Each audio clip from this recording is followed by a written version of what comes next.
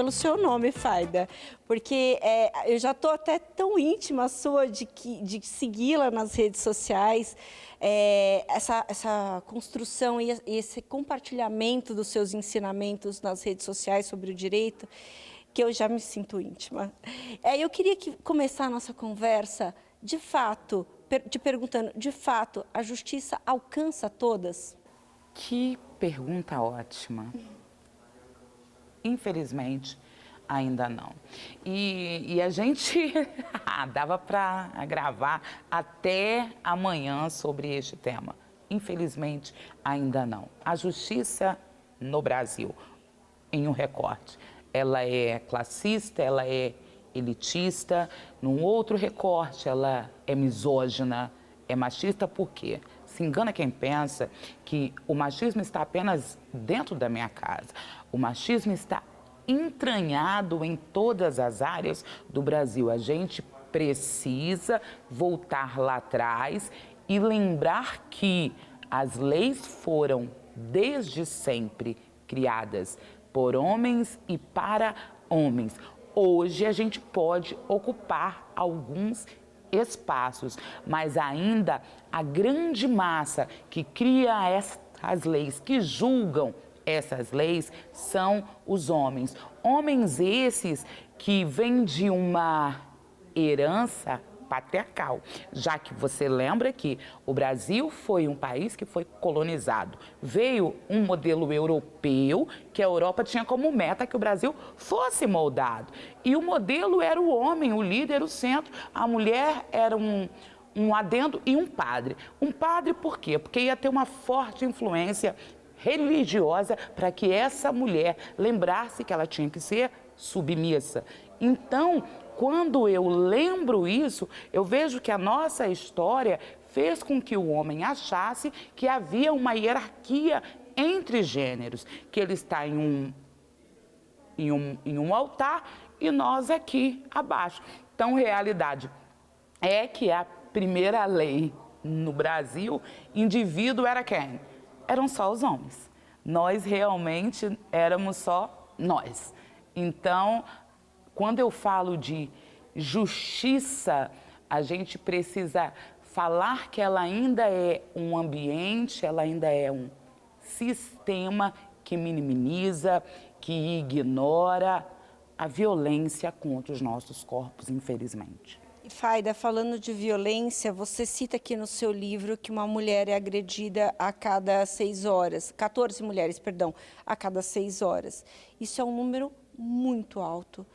E quando a gente fala disso, é importante a gente, acho que, começar falando disso, porque a gente sabe que talvez esse número seja ainda maior, e até por desconhecimento das leis. Como é que você vê isso?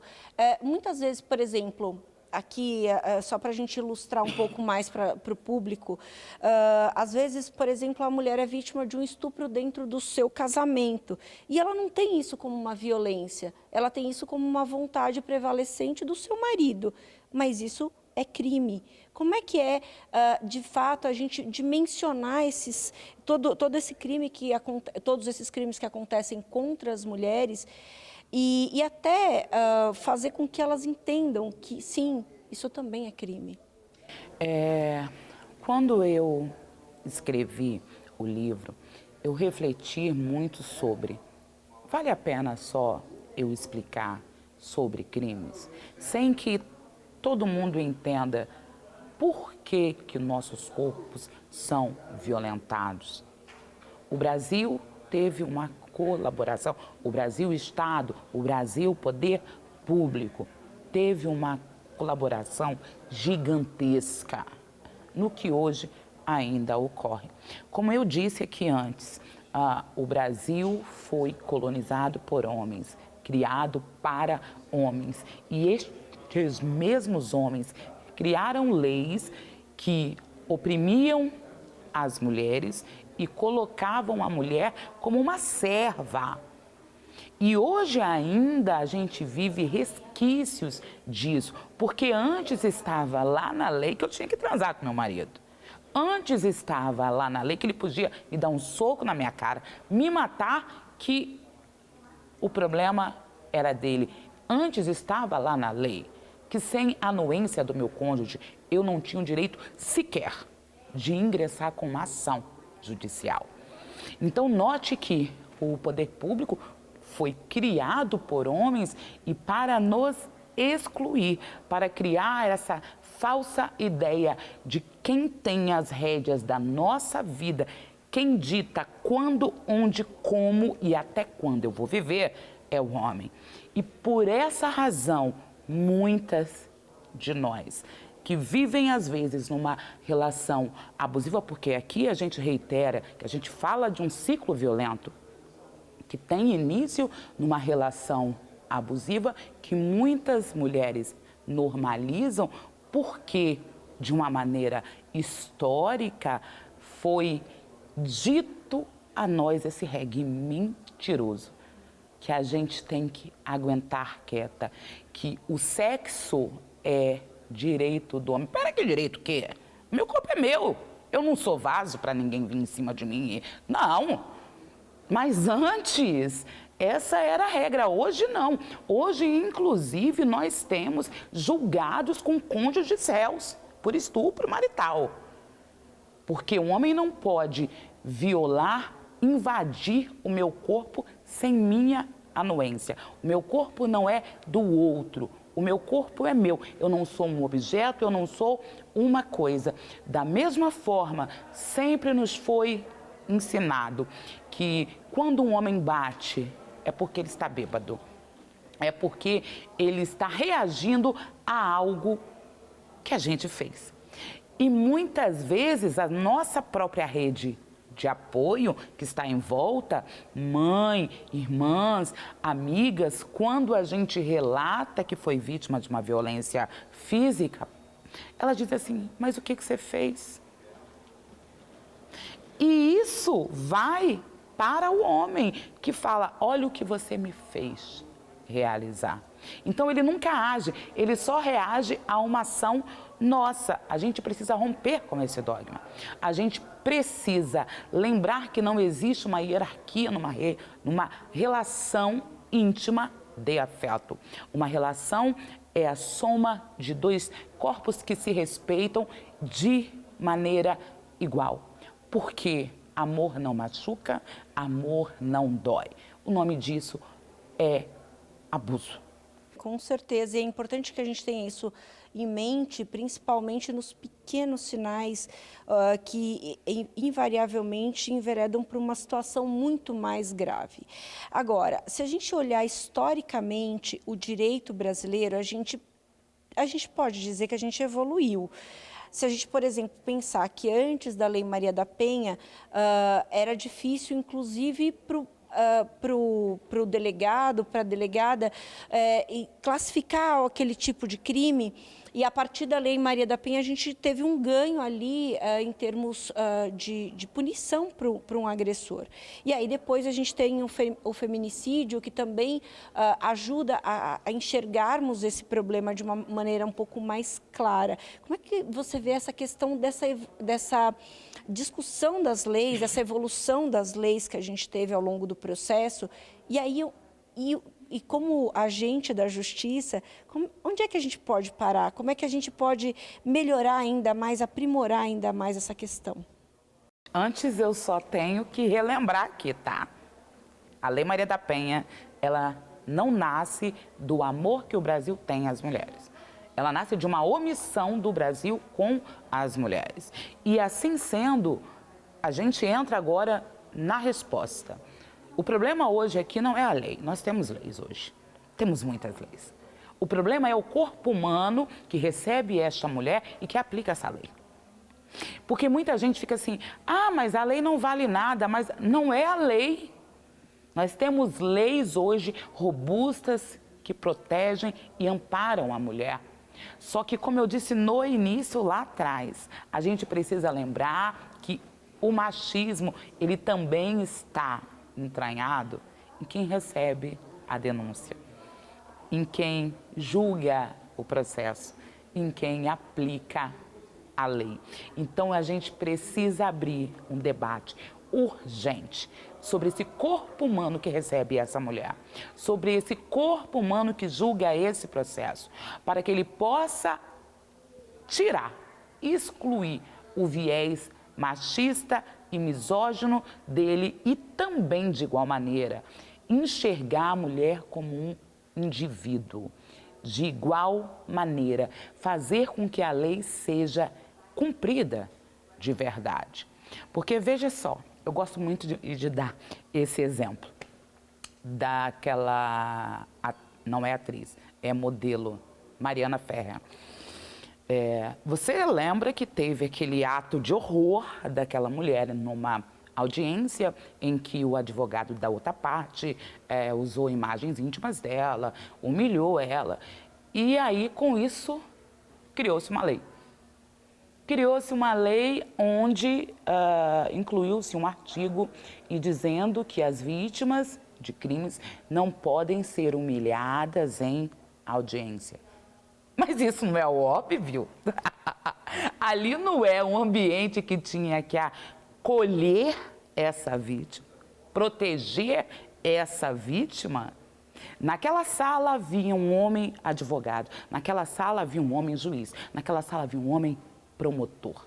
E todos eles ficaram inertes. E por essa razão, teve-se que criar uma lei nova para dizer o óbvio, que toda vítima tem o direito de não ser feita vítima novamente no ambiente da justiça.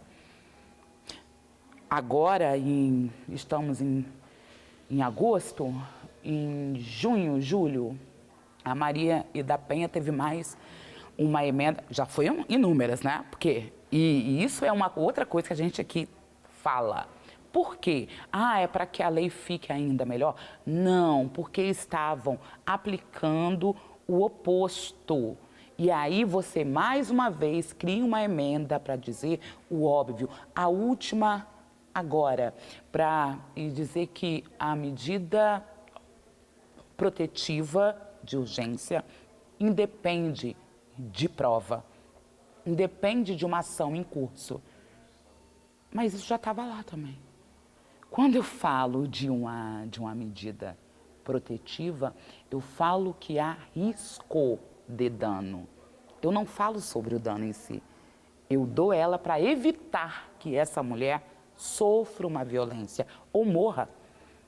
Então, como que eu preciso ter uma ação em andamento, se eu quero evitar algo? E aí, quando fala que essa mulher não tem que levar prova, mas por que tinha que levar a prova se quem tem que arrumar prova é a polícia?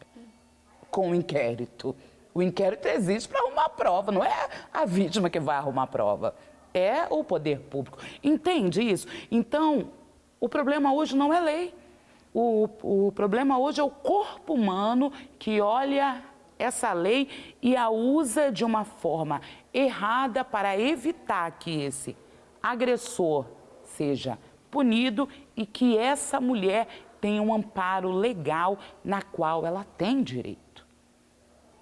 É muito importante a gente lançar o olhar sobre essa questão, principalmente quando você fala sobre essa questão desse novo artigo da Lei Maria da Penha, a gente parece que ainda duvidava da palavra das mulheres vítimas. Então, você é menos vítima porque eu ainda não consegui provar ali, eu não consegui materializar o que você está falando.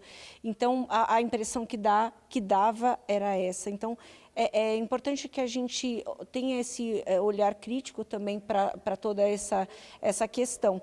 Agora, eu queria fazer uma provocação, porque eu acho que é importante nesse contexto. Essa questão da Mariana Ferrer é uma questão que é recorrente, me parece, né? Aqui do meu lado leigo da história. Me parece recorrente essa revitimização da vítima. E, por vezes, o advogado, e aí me perdoe aí uma certa crítica ao direito, o advogado acha como argumento qual a roupa que ela estava, porque ela foi estuprada, mas que roupa que ela estava? Qual que era o comportamento dela? Colocar nesse lugar comum e raso de que a mulher estava ali se expondo, estava alcoolizada. A gente precisa melhorar a formação do advogado, doutora? Você vê isso como para melhorar também essa questão de respeito ali a ambas as partes? Tudo bem, o advogado está ali dentro de uma situação de audiência e ele quer defender o seu cliente, ok, não é o problema isso. Mas o problema é achar como argumento o ataque a essa mulher que já sofreu uma violência. Eu acho que o mais grave nem é o advogado, é o promotor e o juiz que está ali e deixam que isso ocorra. Porque entendo, obviamente que o advogado tem que agir com ética, né? Eu advogo para mulheres vítimas, obviamente, em algumas audiências, alguns advogados quiseram, né? Só que houve uma vez que eu achei incrível, também era uma mulher, né? Que deu um tapa e na mesa a juíza falou, não, aqui não. Aqui não, aqui a gente julga fatos. E com quem ela teve relação não é problema meu e nem seu. Aqui não. Então, o papel que o judiciário tem é esse. Falar, olha, se você tentar ousar fazer essa mulher vítima novamente, eu vou oficiar a OAB. O problema é que há uma cumplicidade. E isso faz com que essa mulher sofra o que a Mari Ferri, ela viveu. E isso foi com ela, porque assim, quando eu olho sobre dados em delegacia, isso ocorre de uma forma monstruosa. Mulheres vítimas de estupro, porque assim, quando o estupro é contra menores, crianças, o povo se comove, quer matar o autor. É um absurdo, é um monstro. Agora, quando é contra uma mulher adulta, sempre pensam que ela quis o sexo, o que não é sexo aquilo. Estupro não tem a ver com o desejo. Estupro é violência, é você invadir um corpo que não te deu anuência para invadi-lo. Mas quando é uma mulher adulta, sempre tentam tirar o crédito do que essa mulher está relatando. E, inclusive, na delegacia. O que é um absurdo, o que fez e nascer mais uma lei, ó, mais uma lei de abuso de autoridade. Porque agora o policial, o juiz, o promotor, que humilha essa vítima novamente, que faz novamente ela ser vítima, responde por um processo. Mas você entende novamente que foi mais uma vez para dizer o óbvio. E isso tudo é resultado porque a gente fecha os olhos que esses atores não têm qualificação com olhar de gênero. Eles têm qualificação sobre o geral. Mas eu preciso tirar o meu viés íntimo sobre aquele corpo que eu vou receber, sobre aquele corpo que eu vou ajudar a fazer com que o seu algoz pague nos mais rígidos rigores, como manda a lei. É só fazer como manda a lei. Tá lá, né? Tá lá. Agora, tem uma outra questão que está aqui no Justiça para Todas, que é importante a gente observar, que é a questão da mulher negra. Quando a gente vai lançar um olhar para a sociedade, a gente, infelizmente, tem mulheres negras sendo muito mais vítimas de crimes extremamente violentos e que muitas vezes são menosprezadas. Como é que é essa questão dessa luta também pela mulher negra, que muita gente fala, usa o termo minoria, mas eu acho que é discordante esse termo minoria diante da nossa miscigenação dentro do país enfim, é a maioria, na verdade. Eu gosto de usar grupo minorizado, porque é uma maioria que é minorizada. Então, a gente volta lá atrás de novo. Quando eu disse que a Europa trouxe um modelo pronto, ou para cá, eu falei que veio um homem, o líder, e uma mulher. Mas que mulher era essa? Não era mulher negra. E isso eu aqui já inicio e dizendo que quem era vista como mulher no Brasil era a mulher branca. A mulher negra era só uma coisa. E era uma coisa ainda pior do que o homem negro. Porque ela também tinha que ir à labuta, mas ela ainda tinha a obrigação de gerar filhos para o Senhor. E ainda era abusada. Então, quando eu falo sobre a história da mulher negra no Brasil, eu falo sobre um corpo rejeitado, eu falo sobre uma vida que ninguém importa, eu falo sobre corpos que mais morrem, mais são violentados, mais são estuprados. Por que isso ainda hoje? Se hoje há leis, se hoje a gente avançou em direitos, se hoje nós temos uma lei máxima do Brasil, a nossa Constituição, que diz que nós somos iguais. Por que ainda hoje? A resposta é muito simplória. Porque a mesa que reflete a pauta da mulher é toda branca. As grandes mesas que pautam gênero no Brasil é toda branca. E assim ela não leva com ela o recorte racial. Eu não estou ali na mesa. O meu corpo não está ali na mesa.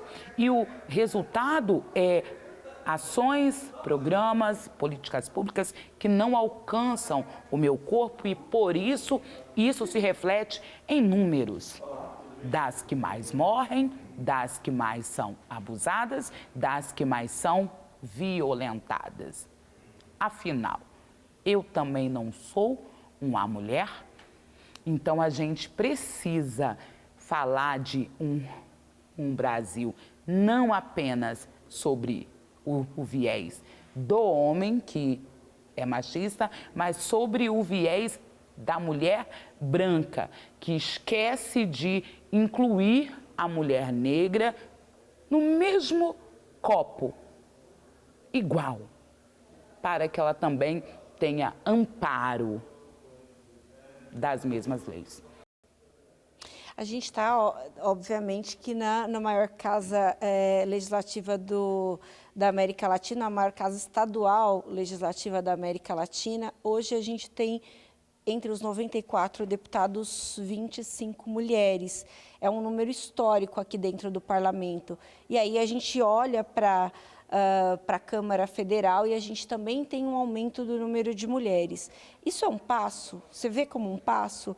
É importante até para a gente aprimorar toda essa legislação e entender, ter um olhar mais próprio para o que as mulheres, para o que os negros necessitam? Eu vou ter que falar, né? De que mulheres nós estamos falando?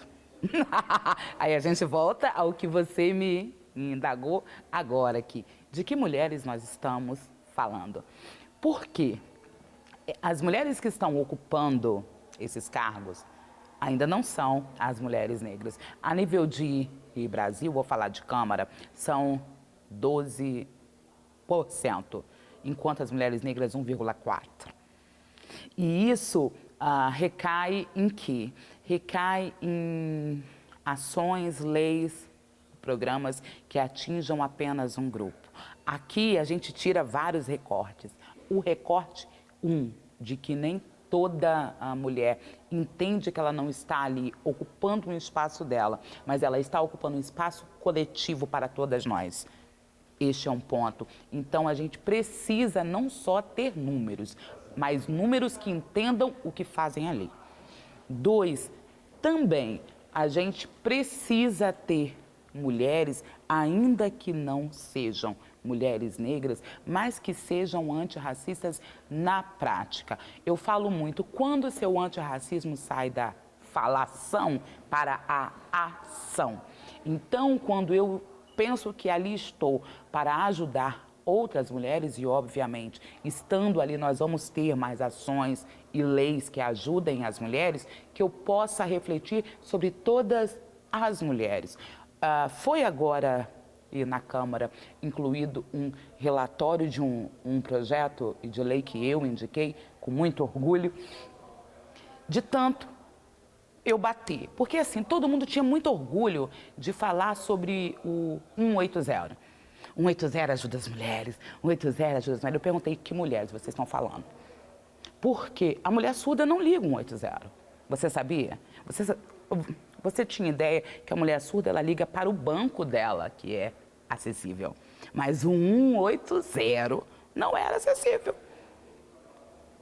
E por que isso? Porque a mesa não é plural. A mesa é branca, hétero, cis, sem deficiência. Então, eu crio ação, programa e política pública para este grupo. Então, quando eu estou nessa mesa, eu preciso pensar que eu não estou ali por mim, eu estou pelo coletivo. E que nós, as mulheres, nós não somos iguais, nós somos plurais. E como tal, a gente precisa de mulheres que nos representem sobre essa ótica. Paida, agora eu queria falar de um outro assunto que é importantíssimo para a gente colocar na nossa conversa, que é a sua rede social. Você tem ali uma rede social bastante robusta, já é uma pessoa extremamente conhecida no país por conta da sua rede social. Você resolveu colocar ali a sua cara para falar de direito de uma forma sem juridiquês, de uma forma muito simples para todas as pessoas, não para advogados, mas para todo mundo. E isso tem, me parece que, surtido bons efeitos. Como é que tem sido isso, de tentar chegar, por exemplo, na pessoa que tem menos escolaridade, mas que tem ali também precisa ter o seu direito preservado? Como é que é? Olha, vou dizer, meu olhinho brilha porque é missão cumprida. Missão cumprida. Eu falo muito que é muito injusto o acesso à lei no Brasil. Todo o brasileiro tem direito a ter acesso à lei. Mas nós, os juristas, a gente tem a infeliz mania de usar termos técnicos rebuscados que só a gente entende, mas o direito é de todo mundo. Então, essa era a ideia minha, romper a bolha, dar o acesso à população em geral para que elas possam buscar os seus direitos e para que elas possam se proteger. E quando eu vejo que a minha rede tem gente de tudo quanto é tipo, eu tenho a doméstica, eu tenho médica, eu tenho gente que não tem nada a ver com o meu ramo. Jornalista. Gente que não tem nada a ver com o meu ramo. Eu tenho alguém que tem o doutorado, mas eu tenho também alguém que é iletrado. Isso é fantástico. Por quê? Porque foi dar o acesso a todo mundo com uma linguagem simples que todo mundo entenda. Foi realmente redizer que o direito, a justiça deve ser para todo mundo. Muito bem. E você tem uma inteligência na sua rede, permita-me colocar isso, porque é de colocar o assunto cotidiano que as pessoas ali estão discutindo ali na mesa de jantar, para você explicar o que está acontecendo. Isso daqui tem determinado crime, isso daqui é outra situação. Então, trazer para entrar nas discussões que estão movimentando aí as rodas de conversa, isso é muito bacana, porque muitas vezes as pessoas têm opiniões diversas e essa opinião não é balizada. A sua é porque você está ali tomando como base, a Faida, quem não a conhece, ela vai contando todos os artigos ali que são referentes àquele determinado assunto, e isso faz com que a gente entenda, nossa, então eu posso buscar quem tem situações semelhantes, eu posso buscar meu direito através disso, através daquilo. Então, isso é muito legal. Isso, e os casos e exemplos ajudam muito as pessoas compreenderem.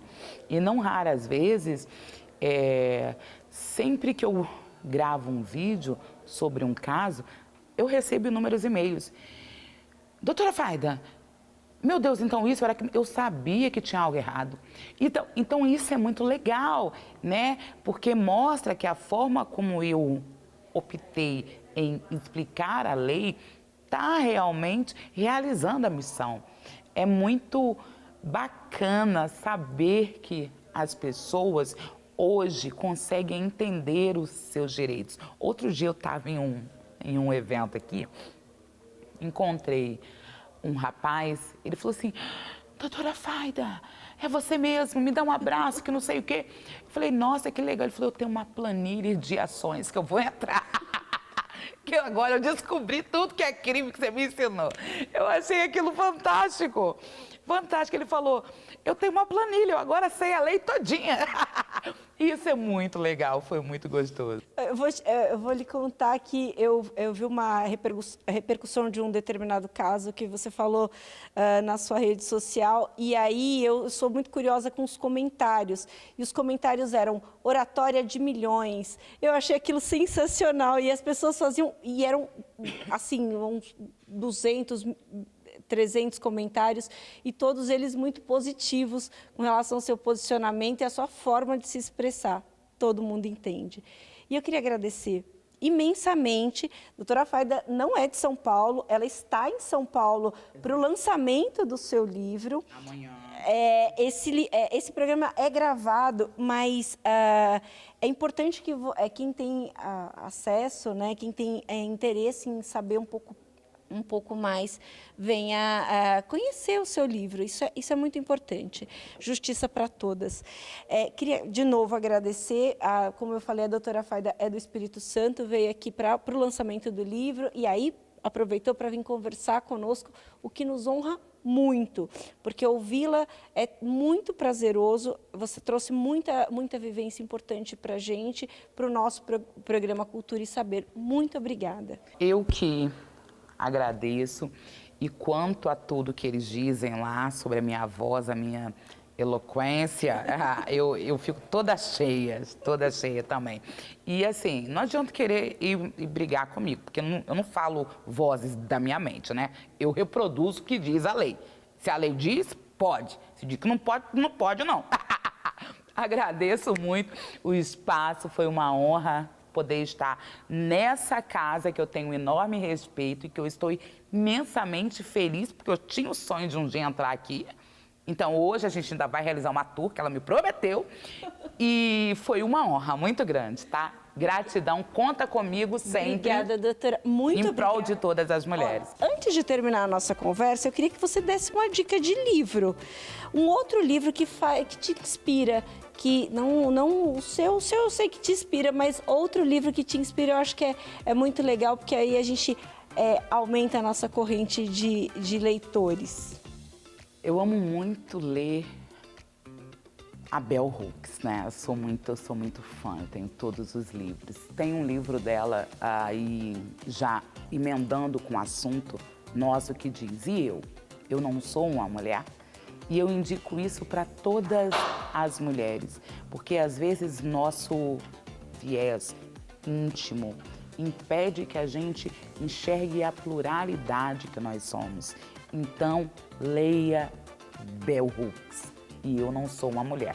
Vocês vão amar e vão passar a compreender o que é sororidade de verdade. Muito obrigada mais uma vez. Obrigada a você que estava acompanhando aqui o nosso Cultura e Saber, que agora com a programação da Rede Alesp. Muito obrigada e até a próxima.